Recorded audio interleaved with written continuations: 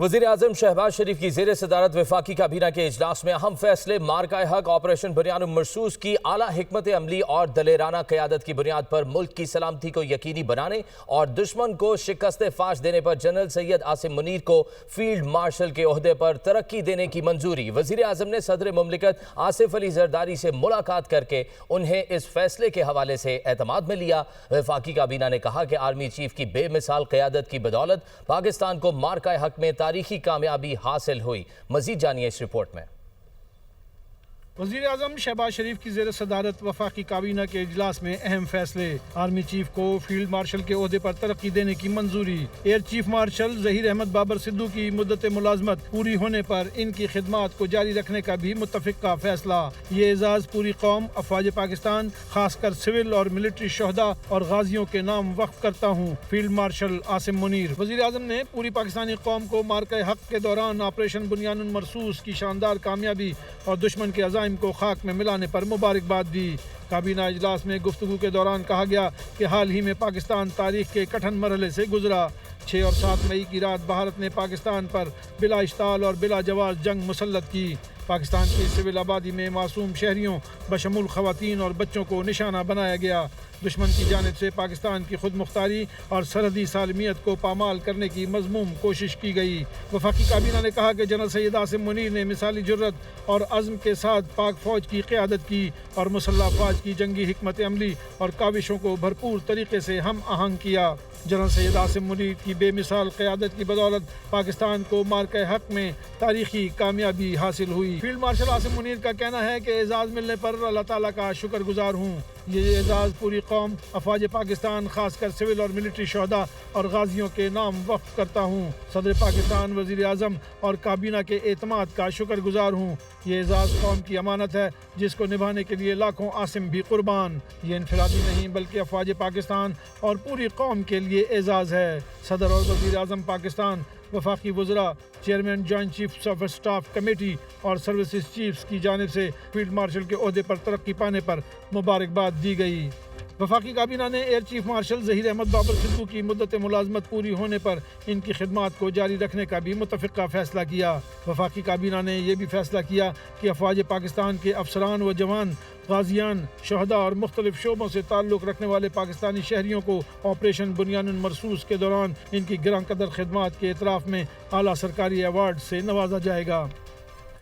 Field marshal سید عاصم منیر کی پیشہ ورانہ خدمات کا اعتراف وفاقی حکومت اور عوام کے اعتماد کا مظہر۔ حکومت نے یہ ترقی مارکہ حق آپریشن بنیان مرصوص کی حکمت عملی اور قومی سلامتی کو یقینی بنانے اور دشمن کو شکست فاش دینے پر دی ہے۔ فیلڈ مارشل آرمی میں اعلیٰ ترین رینک ہے جو اس جنرل کو دیا جاتا ہے جس نے ملک کے لیے غیر معمولی خدمات سر انجام دی ہوں۔ فیلڈ مارشل کو 5 اسٹار جنرل بھی کہا جاتا ہے۔ فیلڈ مارشل کا عہدہ ایک اعلیٰ ترین اعزاز ہے جس کی کوئی اضافی مراعات نہیں ہوتی۔ فیلڈ مارشل سید عاصم منیر سے قبل یہ اعزاز صرف فیلڈ مارشل ایوب خان کو حاصل ہے۔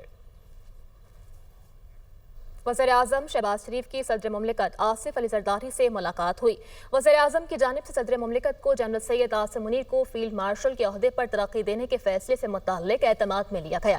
جنرل سید عاصم منیر کی قیادت میں مسلح افواج کی جانب سے مادر وطن کا کامیابی سے دفاع کیا گیا۔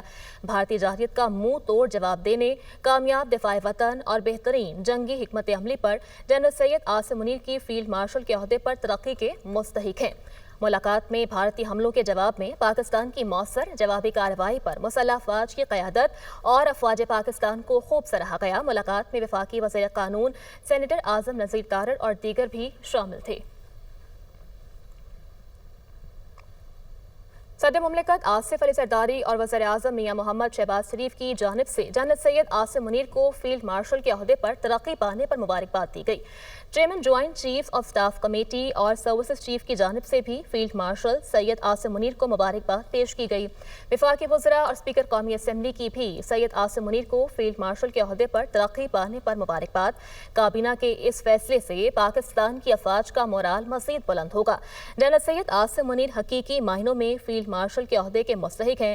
سردار ایاز صادق کا مارکہ حق کے شہداء اور غازیوں کو اعلیٰ سول ایوارڈ دینے کا بھی خیر مقدم۔ فیلڈ مارشل عاصم منیر نے ملک و قوم کے لیے قابل قدر خدمات سر انجام دیں۔ مریم نواز کا فیلڈ مارشل عاصم منیر کے لیے نیک تمناؤں کا اظہار۔ اسپیکر پنجاب اسمبلی ملک احمد کی بھی فیلڈ مارشل کے عہدے پر ترقی پر سید عاصم منیر کو مبارکباد۔ کہا کہ پاکستانی قوم field marshal general Syed Asim Munir کی قیادت میں مزید فتوحات کی منتظر ہے۔ گورنر پنجاب سردار سلیم حیدر کی بھی سید عاصم منیر کو فیلڈ مارشل بننے پر مبارکباد۔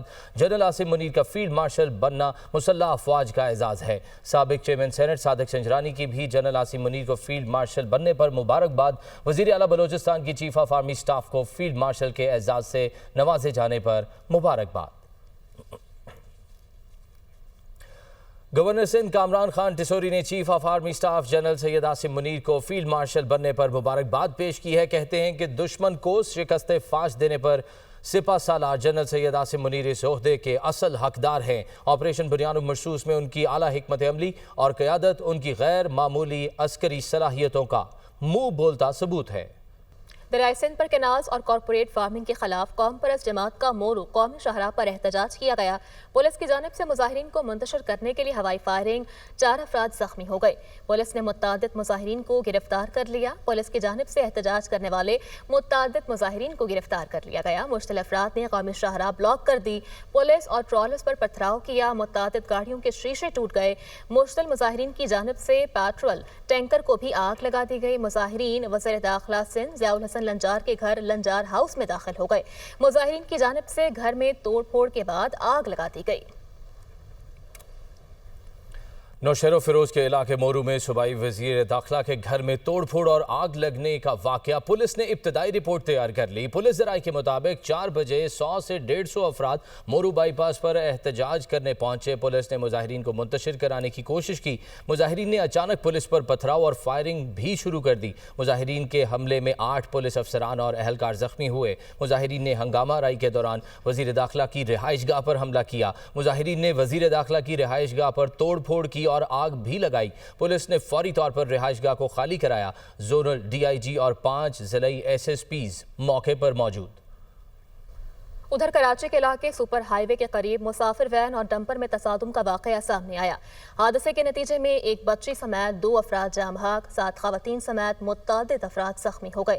ریسکیو کے مطابق وین مسافروں کو لے کر ٹنڈو آدم جا رہی تھی۔ پولیس کے مطابق واقعے کے بعد ڈرائیور ڈمپر چھوڑ کر فرار ہو گیا۔ پولیس کی جانب سے ڈمپر کو تحویل میں لے لیا گیا۔ ڈرائیور کی گرفتاری کے لیے کوششیں جاری ہیں۔ سپریم کورٹ نے نور مقدم قتل کیس کا فیصلہ سنا دیا ہے۔ عدالت عظمیٰ نے ظاہر جعفر کی سزائے موت برقرار رکھی ہے۔ زیادتی کی دفعہ میں سزائے موت کو عمر قید میں تبدیل کر دی، جبکہ اغوا کی دفعات میں سزا 1 سال کر دی گئی ہے۔ عدالت نے ظاہر جعفر کے مالی جان محمد اور چوکیدار افتخار کو ریلیف دے دیا ہے۔ نور مقدم کیس ملزم ظاہر جعفر کی پھانسی کی سزا برقرار۔ زیادتی کیس میں سزا عمر قید میں تبدیل، مالی اور چوکیدار کو رعایت مل گئی۔ سپریم کورٹ کے جسٹس ہاشم کاکڑ کی سربراہی میں 3 رکنی بینچ نے فریقین کے دلائل مکمل ہونے کے بعد فیصلہ سنایا۔ عدالت نے قتل کی دفعات پر ظاہر جعفر کی سزائے موت برقرار رکھی، جبکہ زیادتی کی دفعات میں سزائے موت کو عمر قید میں تبدیل کر دیا۔ اغوا کے مقدمے میں 10 سال سزا کم کر کے 1 سال کر دی اور معاوضہ ادائیگی کا حکم برقرار رکھا۔ عدالت نے ظاہر جعفر کے مالی جان محمد اور چوکیدار افتخار کی سزاؤں میں بھی کمی کرتے ہوئے کہا کہ دونوں جتنی سزا کاٹ چکے کافی ہے۔ پاکستان اور بھارت کے ڈی جی ایم اوز کے درمیان حالیہ رابطے میں بڑی پیش رفت ہوئی ہے۔ سیکیورٹی ذرائع کے مطابق دونوں ممالک کا افواج کو مرحلہ وار معمول کی پوزیشنز پر لے جانے پر اتفاق ہوا ہے۔ کشیدگی میں کمی یقینی بنانے کے لیے دونوں ملک افواج کو زمانہ امن کی پوزیشن پر لے کر جائیں گے۔ افواج کی نارمل پوزیشن پر واپسی کئی مراحل میں ہوگی۔ Director general I S P R lieutenant general Ahmed Sharif Chaudhry نے کہا ہے کہ پاکستان کے لیے سب سے اہم اس کی طاقت ہے۔ ہم اللہ کے بعد سب سے زیادہ اپنے آپ پر انحصار کرتے ہیں۔ پاکستان اور چین دونوں کی پہلی ترجیح لوگوں کی فلاح و بہبود ہے۔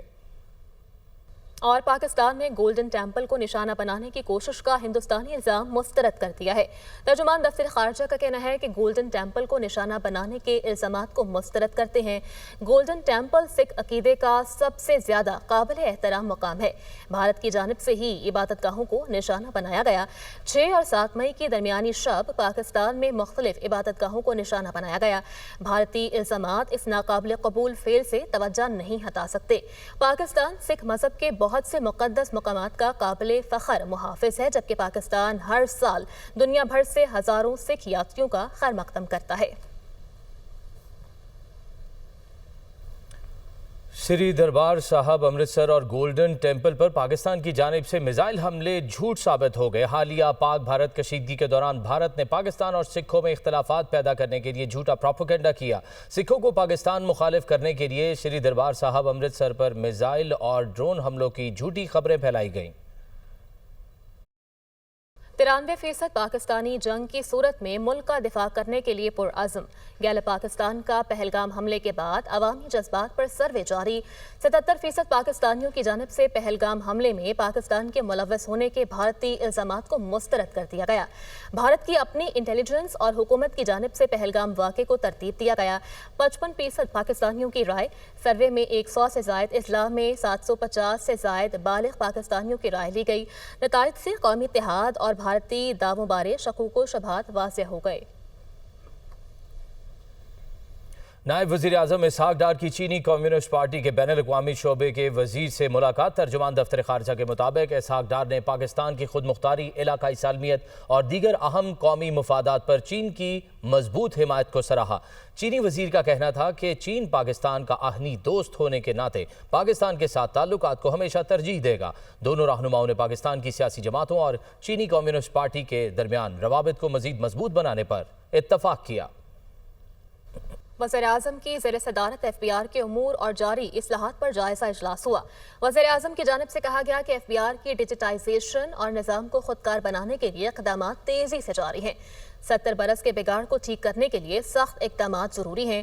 टैक्स देने वाले अफराद और कारोबार को ज़्यादा से ज़्यादा सहूलियात देंगे। टैक्स चोरी करने वाले अफराद और कारोबार किसी किस्म की रियायत के मुस्तहिक नहीं।